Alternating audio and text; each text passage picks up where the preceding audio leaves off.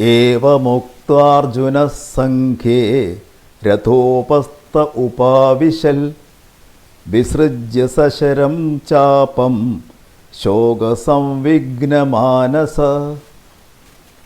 This is the last stanza of the first chapter, Arjuna Vishada Yogam of the Bhagavad Gita. We see Arjuna there sitting on the chariot in a very miserable fashion. He is no more what he used to be. He came to the battlefield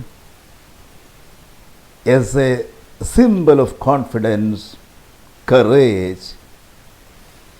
His determination was very high.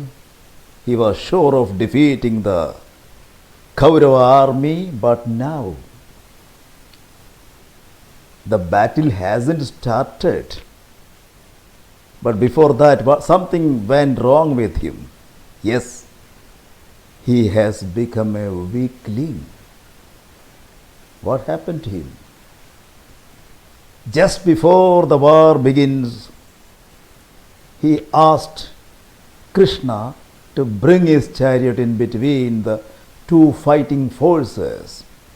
He said he wanted to see who are lined up on the opposite side. And he saw, and that was a very big shock for him.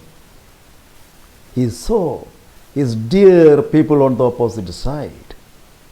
He knew that these people would be there for fighting with him, for fighting against him, but when he saw them face to face, that was a different feeling for him. He saw his grandfather Bhishma, his very dear grandfather. And Grishma had a tremendous affection, love for Arjuna. He saw Bhishma against him, leading the Kaurava army. Then he saw other great masters like Dronacharya and Kripacharya. He saw his relatives, his cousins, his close related people on the opposite side. Suddenly a painful thought entered his mind. What I am up to? What is the point in fighting and killing these people? True, they are enemies, but they are my people. They are Kshatriya princes.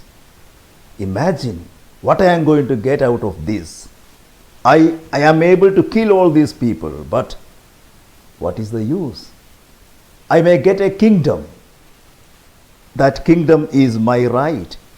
But is it fair to rule over a kingdom or sitting on a throne and wearing a crown drenched in blood? After killing my people, after killing these young mighty warriors, after killing my gurus, after killing Bhishma, even if I get the entire world, even if I get the Swarga, the three worlds, even if I get supremacy over these, what is the use? Will I have any peace of mind, any happiness? Will my conscience allow me to smile at all? And imagine if I kill all these people, that means there will be an increase of widows in my land, in my kingdom. All these are going to have some very negative and very serious consequences. No, I don't want it. I don't want to become the king. I don't want to fight. I better go. Let them come and fight and kill me.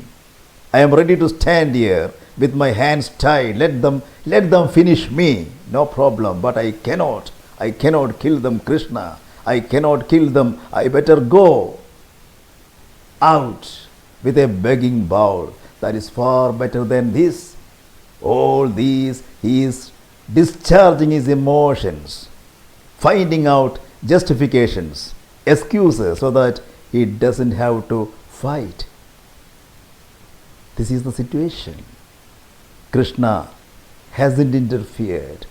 Krishna heard everything without interfering.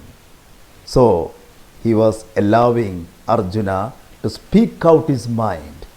He was allowing Arjuna to spend his emotions, which is a management policy also. So finally, we see Arjuna in total nervousness, in absolute complication, in a very miserable state of mind, sitting on the chariot. So very, very pathetic sight it is. This is the time for a great thinker, great planner like Krishna to interfere, which we are going to see later. Thank you. Thank you very much.